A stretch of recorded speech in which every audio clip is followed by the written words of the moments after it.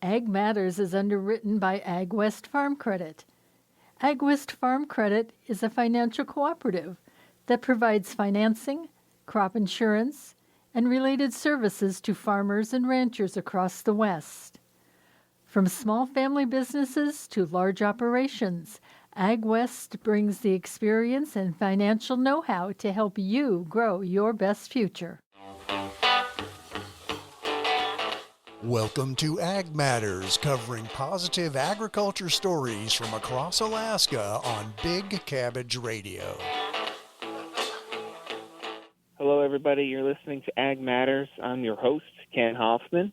I'm a farmer out in Palmer. My little farm's name is Matsu Microgreens, where we grow, you guessed it, microgreens and other gourmet vegetables you've probably never heard of. I'm also the executive director of the Alaska Farm Bureau.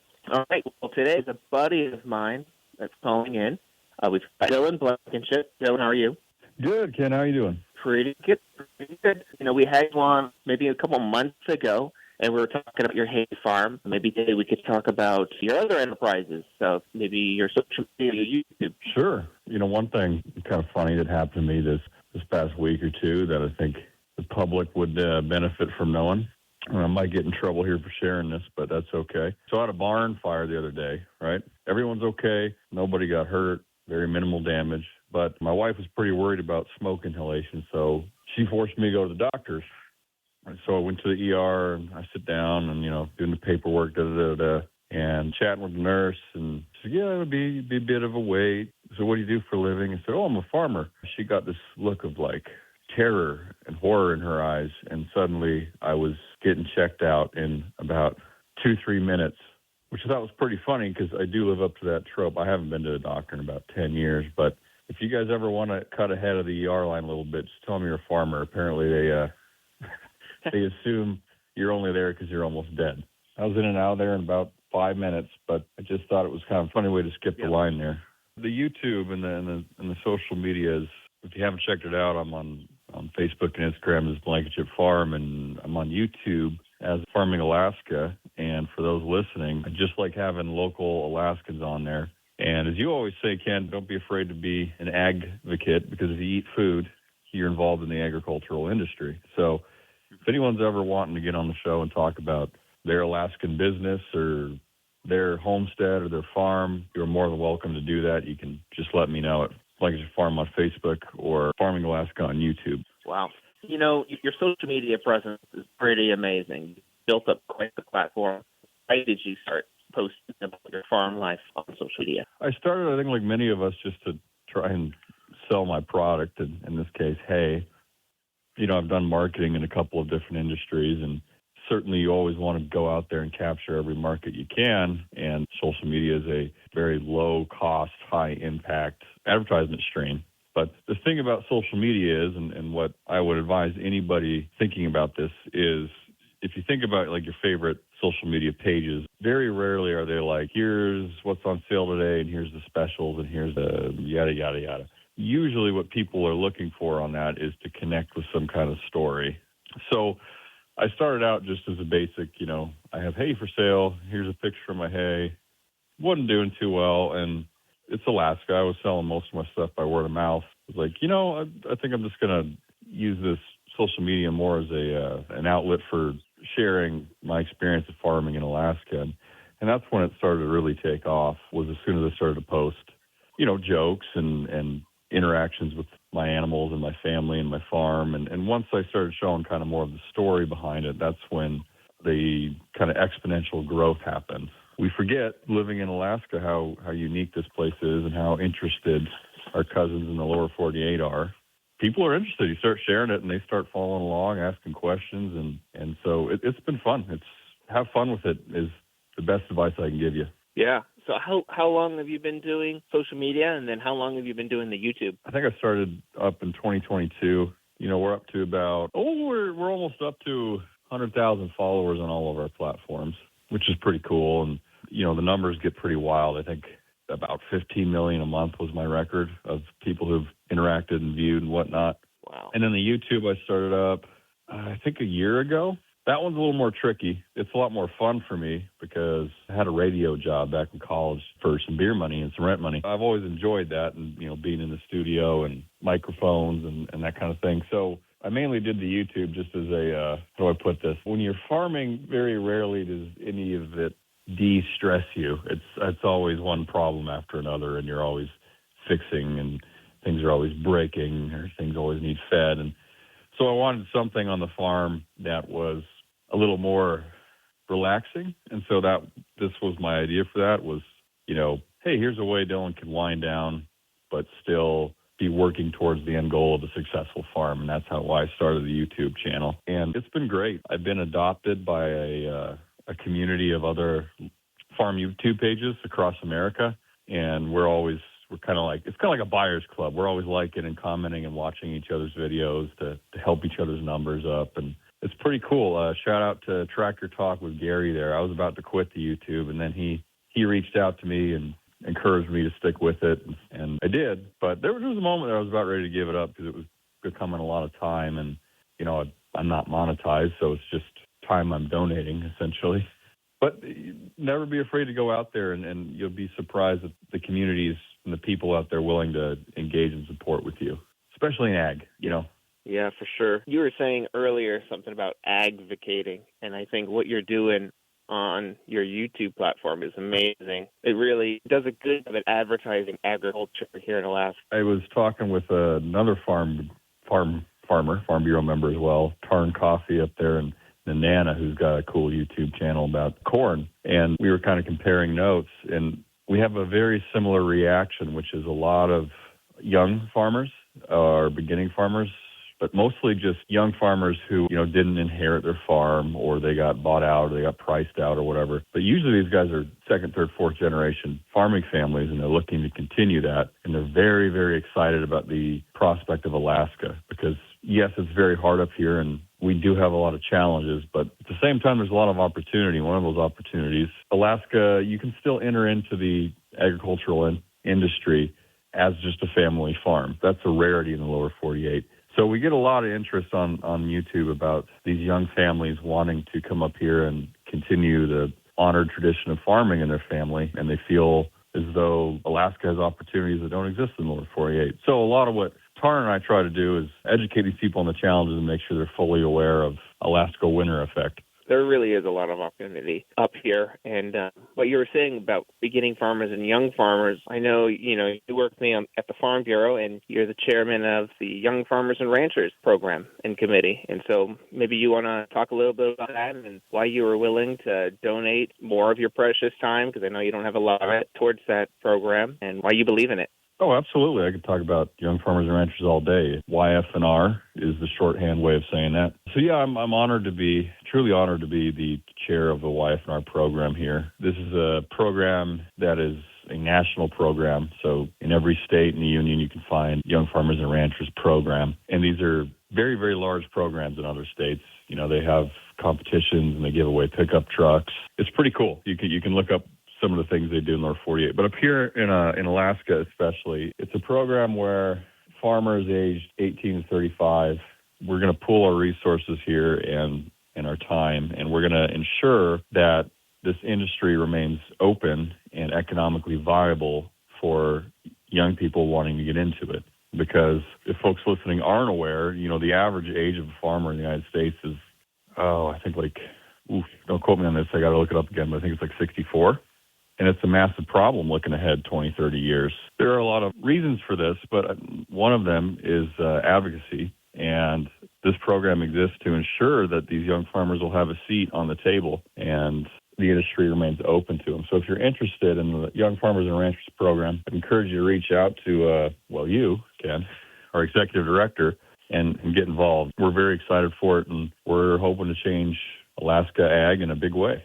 Yep, for sure. We've got a lot of great things coming down the pipeline for YF&R, and if you're out there, ages 18 to 35, if you're interested in getting into ag, it's a pretty cool group of folks. You get to talk to Dylan, you get to talk to a couple other farmers that we have, so it's pretty cool. So Dylan, if you want to talk a little bit more, you're not only the YF&R chair, you also are helping a lot with our livestock committee and the policies that we're advocating for.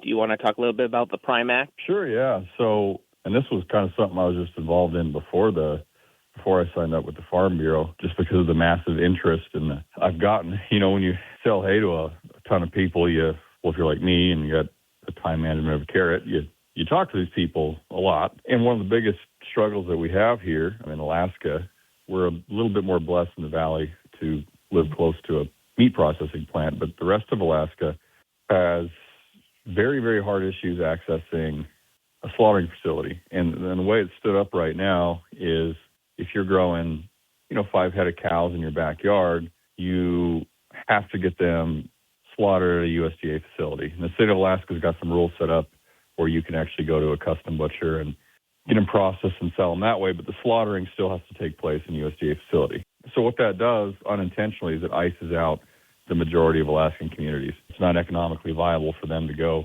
truck their cows, 6 to 7 hours one way and then back and then sell them. So, Alaska doesn't make enough beef to feed ourselves. But part of the problem is we don't have the economic means to. Nobody's going to go get a herd of 100 cows if it's uncertain if they can sell that herd of 100 cows. The Prime Act would essentially, it's at the federal level, there's a House bill, there's a Senate bill. Don't quote me on this, I even think there's something in the Farm Bill about it. But it would essentially allow our state, the state of Alaska, to determine its own slaughtering and processing laws. Just like we're allowed to determine what makes a restaurant safe to eat at, we could then determine what makes it safe to slaughter, butcher, and process protein.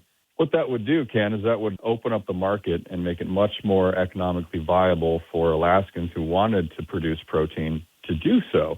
And then that also helps our local butchers, our custom processors, they can now take on, hopefully, the state of Alaska gets to determine its own rules. But what I keep telling people is we have a lot more influence over our own state than we do the USDA. Right now, we're trying to make Alaskan farmers meet the same standards as Texas farmers with 10,000 head of cow.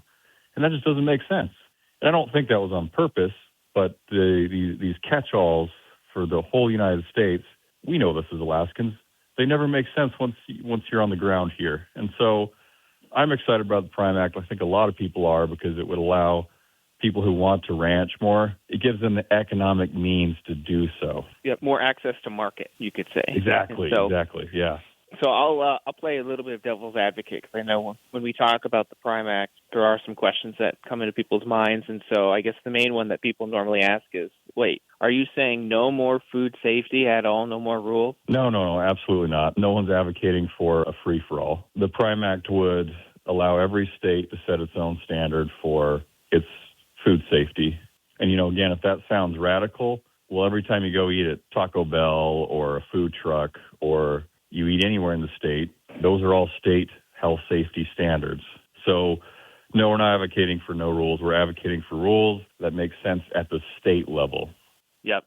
It's, like you said earlier, it's easier to influence Juneau than Washington, D.C. for us Alaskans. And we want to make sure that there's rules that apply to us here in Alaska, because we're all unique.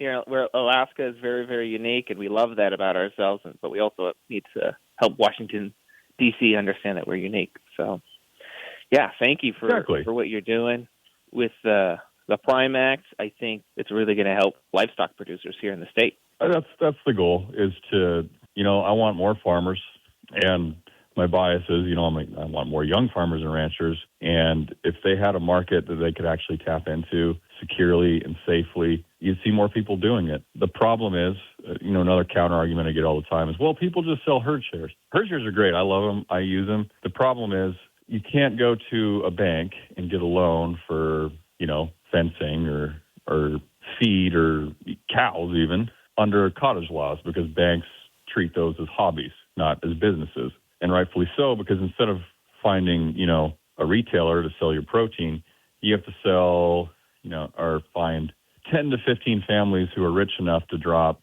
$4,000 to $7,000 on a whole cow, or whatever the price of a pig is. It makes the market very difficult to enter when you're looking for customers with that much money to spend all at once, as opposed to a restaurant who wants to sell your pork chops.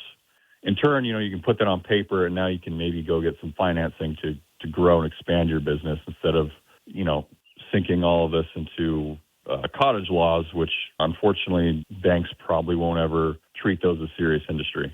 Yep, there's a lot of issues. There's a lot of barriers to entry for farmers, and our job, a lot of others, is help decrease those barriers. Try to get some more farmers involved. It's a fun lifestyle. It's a good lifestyle to be in as a farmer, and we just want to see more. So, yeah, thank you for everything you're doing. Thank you for volunteering your time to help farmers. Even if a farmer is not a Farm Bureau member, you're still reaping some of the benefits. There's still farmers hard at work trying to help advocate politically on your behalf. So it's great. So Dylan, we'll start closing off this show talking about your hay farm. What are some of your plans for summer 2026? Anything new, anything fun, or are you just trying to keep everything going? I'm sure a lot of people can relate. I'm always looking to expand or try something new. The unfortunate reality is with the way diesel and fertilizer prices are going, I'm just going to try and survive 2026. Yeah. You want to talk a little bit about the diesel and fertilizer prices for those that aren't necessarily following it? Oh, well, it's not good. About a third of our imported fertilizer goes through the strait there that's been closed due to the Iran war. And the timing couldn't be worse. The lower 48, we're pretty much in peak fertilizer season. So the fertilizers has just spiked. We're lucky in Alaska that we don't share the peak season with the rest of the United States, because then we'd really be in trouble. But it's not looking good. We're going to have to buy our fertilizer here real soon, and it's not optimistic.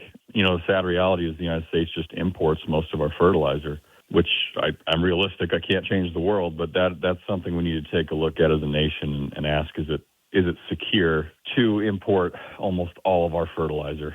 I think not. And then diesel, of course, everything you eat, everything your animals eat, it's all tied to the price of oil, which impacts the price of diesel. Tractors right now, they run on diesel for probably long time. They'll run on diesel. So if diesel goes up, you can expect all of your commodities and all of your inputs to go up as well. Very true. Very true. It's the complexity of farming, unfortunately, how sometimes it's tied to world politics. You think that you just want to be a farmer and live off the land and not have to bother anybody and, work with nature. But unfortunately, that's not always so. It's definitely more complex than farmers want it to be. It is. I think everybody feels the pain at the pump. But yeah, farmers, I got a 1,000-gallon diesel tank I got to fill up. So when it goes up $2-3 a gallon, it's a hard day for me. Yeah. All right. Well, thank you, Dylan. Do you have any final words for our listeners?